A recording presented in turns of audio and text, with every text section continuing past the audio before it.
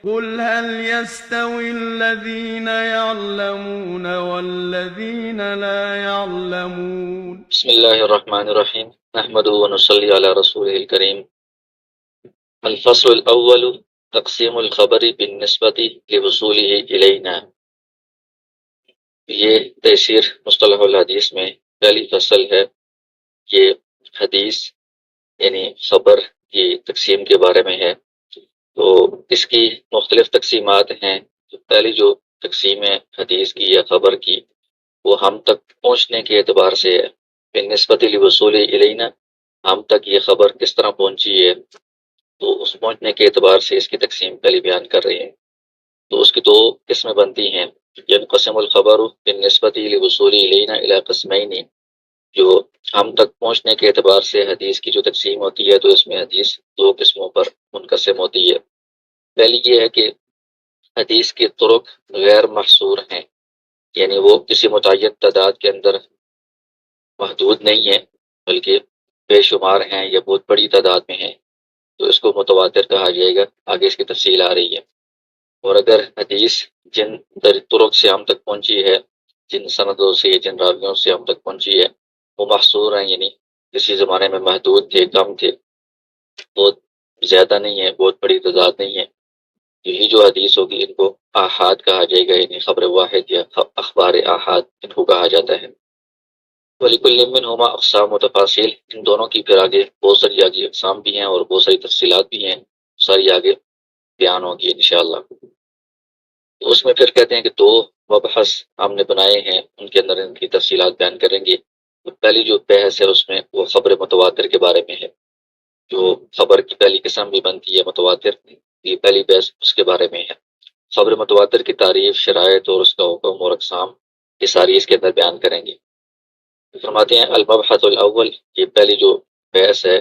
الخبر المتواتر، وہ خبر متواتر کے بارے میں ہے۔ تعریف وہ سب سے پہلے متواتر کی تعریف بیان کر رہے ہیں۔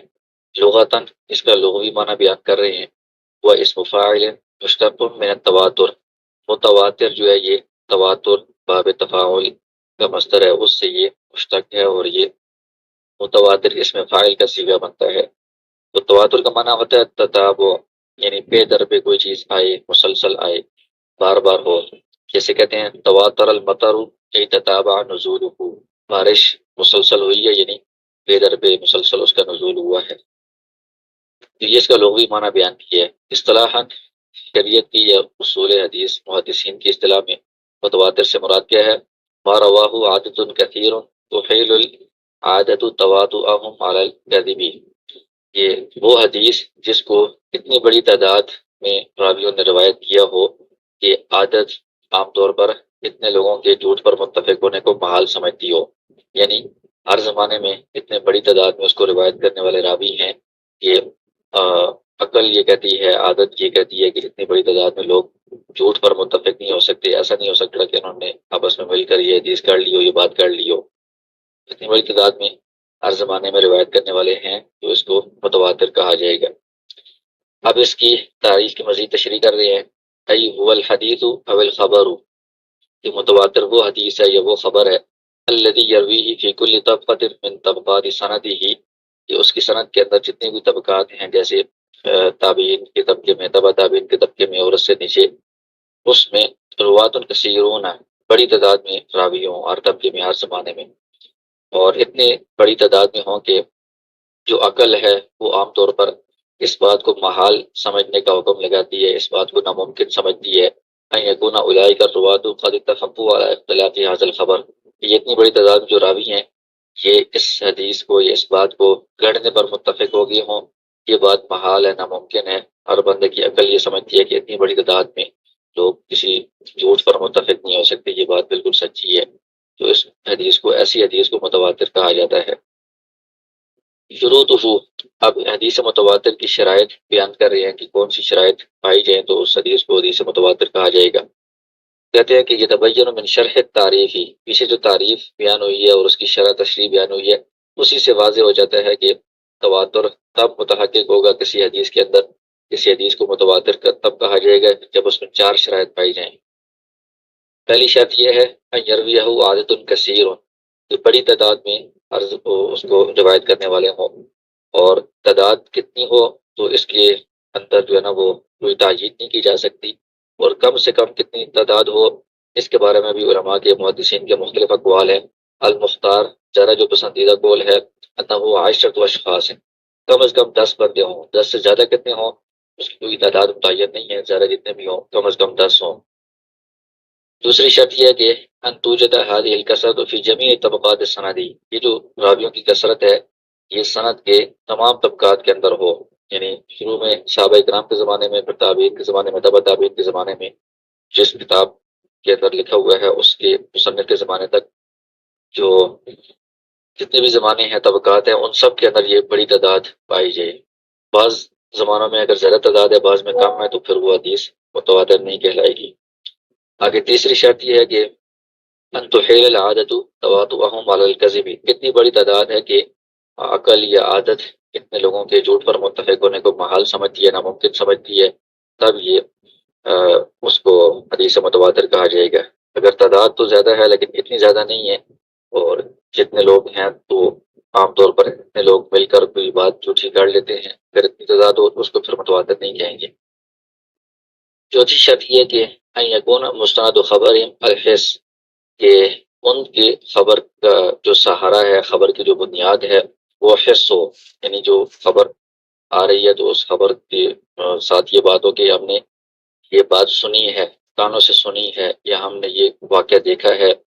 یا ہم نے اس بات کو محسوس کیا ہے، کسی حس کے ذریعے سے یہ خبر ان تک پہنچی ہو، سننے سے، دیکھنے سے، یا اس طرح محسوس کرنے سے، اور اس کا جو بنیاد ہے وہ صرف عقلی نہ ہو، عقلی بات کسی نے اپنی عقل سے بنا لی ہے ایسی بات نہ ہو۔ جیسے اگلی بات کی مثال دی ہے کہ القول بحدوث العالم، مثلا کہ عالم جو ہے وہ حادث ہے، یہ ایک بات مختلف تصدیوں کو ملا کر عقلی طور پر اگر بنا لی ہے تو اس کو حدیث نہیں کہا جائے گا۔ فلا یسمى الخبر حینئذ متواترا، جو عقلی بات ہے تو اس کو پھر متواتر نہیں کہا جائے گا، کوئی حس کی بنیاد پر، سننے یا دیکھنے کی بنیاد پر وہ حدیث آگے نقل کی گئی ہو۔ یہ 4 شرائط ہیں، یہ اگر پائی جائیں گی تو اس حدیث کو حدیث متواتر کہا جائے گا۔ حکم ہو، آگے پھر اس حدیث متواتر کا حکم بیان فرما رہے ہیں۔ المتواتر یفید العلم الضروری ای العلم الیقینی الذي يصدر الانسان الى التصدیق به تصدیقا جازما، کہتے ہیں کہ جو متواتر ہوتی ہے یہ علم ضروری کا فائدہ دیتی ہے، یعنی علم یقینی کا فائدہ دیتی ہے۔ تو حدیث متواتر جب ہمارے سامنے آئے گی تو اس سے جو بات سمجھ میں آئے گی وہ بالکل قطعی ہوگی اور یقینی ہوگی، اور ایسی علم یقینی کا فائدہ یہ دیتی ہے کہ انسان اس کو تصدیق کرنے پر مجبور ہو جاتا ہے، انسان کے لیے اس کو جھٹلانے کا کوئی امکان نہیں رہتا، بلکہ اس کو لازمی تصدیق کرنا پڑتا ہے۔ کمن جیسے مثال دی ہے یشاہد الامر بنفسہ، جو کوئی بندہ کسی بات کا، کسی کام کا خود مشاہدہ کر رہا ہے، خود دیکھ رہا ہے، جس طرح وہ بندہ جھٹلا نہیں سکتا اپنے آپ کو، اور بالکل اس کو یقین ہوتا ہے اور قطعی طور پر اس کو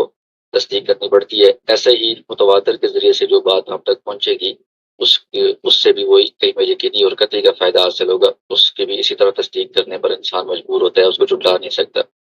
فَإِنَّهُ لَا يَتَرَدَّدُ فِي تَصْدِيقِهِ، جو بندہ خود کسی کام کا مشاہدہ کرتا ہے تو اس کی تصدیق میں وہ تردد نہیں کرتا، یہاں پر بھی متواتر کی تصدیق میں کوئی شک نہیں رہتا۔ فَكَذَلِكَ الْخَبَرُ الْمُتَوَاتِرُ، اسی طرح خبر متواتر بھی ہے۔ لِذَلِكَ كَانَ الْمُتَوَاتِرُ كُلُّهُ مَقْبُولًا، کہتے ہیں کہ اسی وجہ سے چونکہ متواتر علم یقینی کا فائدہ دیتا ہے، علم قطعی کا فائدہ دیتا ہے، تو جتنے بھی حدیث متواترہ ہیں وہ ساری کی ساری مقبول ہیں، ان میں سے کسی بھی حدیث متواتر کو رد نہیں کیا جاتا راویوں کے حالات دیکھ کر، دیگر باتوں کی وجہ سے، وہ بالکل یقینی طور پر اور قطعی طور پر درست ہیں، سب مقبول ہوتی ہیں۔ ولا حاجت الی البحث عن احوال الرواة، اس میں راویوں کے حالات وغیرہ سے بحث کی ضرورت نہیں پڑتی، جرح تعدیل وغیرہ کی ضرورت نہیں پڑتی۔ آگے اقسام ہو، حدیث متواتر کی اقسام بیان کر رہے ہیں۔ ينقسم الخبر المتواتر الى قسمین، کہتے ہیں کہ خبر متواتر کی 2 قسمیں بنتی ہیں، ایک لفظی و معنوی، متواتر لفظی اور متواتر معنوی۔ پہلی قسم ہے المتواتر اللفظی، متواتر لفظی، وہ ما تواتر لفظ و معنی ہو، جس میں الفاظ اور معنی دونوں متواتر طور پر ثابت ہوں، یعنی اس کے جو الفاظ ہیں وہ الفاظ ہی اتنی بڑی تعداد میں ہر زمانے میں راویوں نے روایت کیے ہیں کہ ان کا جھوٹ پر متفق ہونا محال ہے، الفاظ بھی اسی طرح، معنی بھی متواتر طور پر ثابت ہیں، یہ متواتر لفظی ہے۔ جیسے اس کی مثال دی ہے، حدیث ہے من کذب علی متعمدا فلیتبوأ مقعدہ من النار، کہ جس نے میرے اوپر جان بوجھ کر جھوٹ باندھا وہ اپنا ٹھکانہ جہنم کے اندر بنا لے۔ یہ جو حدیث ہے انہی الفاظ کے ساتھ یہ رواہ بضعۃ و سبعون صحابیاً 70 سے اوپر بضعۃ چند، ان 70 اور چند 70 سے اوپر صحابہ کرام نے اس حدیث کو انہی الفاظ کے ساتھ روایت کیا ہے۔